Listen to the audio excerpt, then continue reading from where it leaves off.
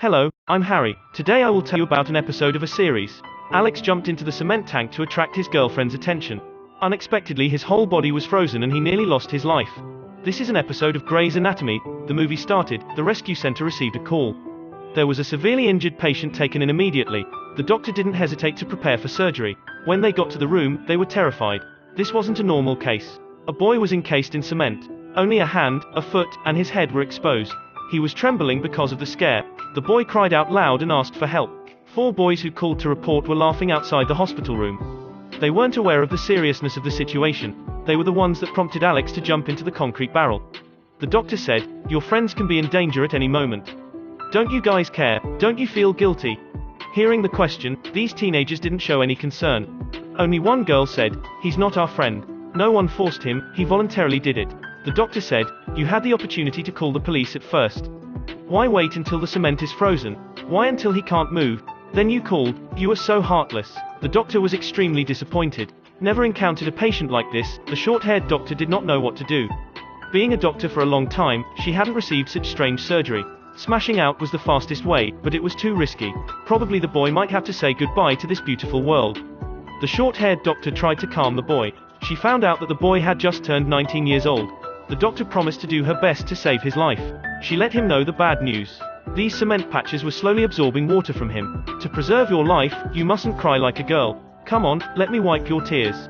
The boy stopped crying and finally calmed down. Other doctors also encountered this case for the first time. They discussed it extensively. Someone said that the cement was draining. If they didn't act quickly, the boy's legs and arms wouldn't be able to move again. Someone said that without arms, he could still live. But if his liver was damaged, he would die. The alkali in the cement would slowly corrode him. He would have to die slowly in excruciating pain. If it was simply prying off each layer of cement, his internal circulation would be out of balance. The toxin would enter his heart and lungs and the consequences would be unpredictable. The rector couldn't stand it and shut him down. It had been 4 hours since the boy jumped into the cement tank. His time was running out. The doctors should take action immediately instead of wasting time arguing. The doctors now became masons. They began to separate the cement on the boy. The cement got broken quickly. To avoid skin burns, the doctors poured vinegar on the boy. The boy now realized his body was burning, he could die at any moment. With everyone's help, the cement on his hand was removed. Thank goodness he can still move. While everyone was busy, he said that he was courting Lola. To prove to her his bravery, adding her friend's prompting, he jumped into the cement. But just then Lola even laughed at him. The little girl said she and the cement boy weren't even friends. Now he knew that Lola didn't even notice him. He thought that he was an idiot. The more he thought, the more he felt like a loser. The doctor immediately used stories, the heroes who saved the universe, to comfort him. He then felt better. The cement was removed gradually. His legs were getting swollen. The doctor must use blood into the legs to relieve the pressure.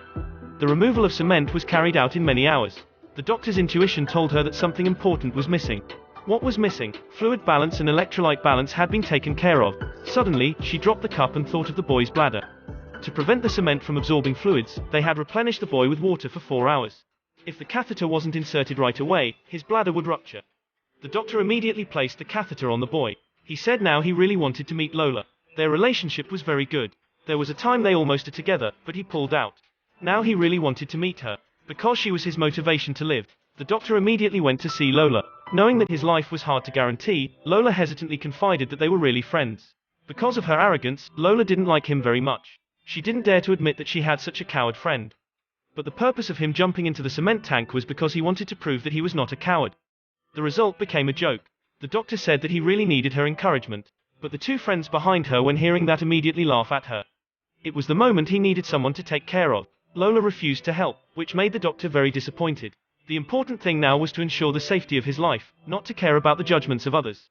Thanks to the doctor's efforts, the cement on the boy's body was finally removed. Now, only the last piece remained. This was also the most dangerous one. Seeing the doctor's pressure, the boy felt worried. The short-haired doctor told him, "When the last piece on the abdomen is removed, the poison can enter the heart through the bloodstream. You will fall into shock, breathing heavily, or stop breathing immediately. We will help you breathe again until you're safely taken to the emergency room. When a warm door appears in your mind, don't enter it, otherwise you will never wake up." The boy was extremely scared. The last piece of cement was gradually removed. The boy indeed lost consciousness. The doctor quickly moved him and entered the final rescue phase. Then the doctor came to see Lola, who the boy liked, for the 3rd time and asked her to comfort the boy. This time she admitted that she and the cement boy were actually in love. But she was worried that her friends would laugh at them. The boy's personality was so weak, they would be laughed at by all her friends. The doctor couldn't understand her thoughts. Is there anything more important than life? The doctor said, if you keep that perspective, one day you will regret your decision. At the end of the movie, thanks to the short-haired doctor, the cement boy finally awakened. But he kept thinking about Lola. Finally, Lola dared to stand beside him to be his spiritual support. Believing that thanks to love, he would recover soon. Through this incident, the boy had understood that, if others mocked and insulted you and you hurt yourself, that is foolishness. Real bravery does not need to be proven to anyone. When we are young, we are often affected by the opinions of others. But when we are mature, we discover that what we should care about is love, family, and friends. They are the ones who always support us. What people think is just like words are but wind. No matter what people, we don't need to consider it. Don't forget to like and follow me for the next videos.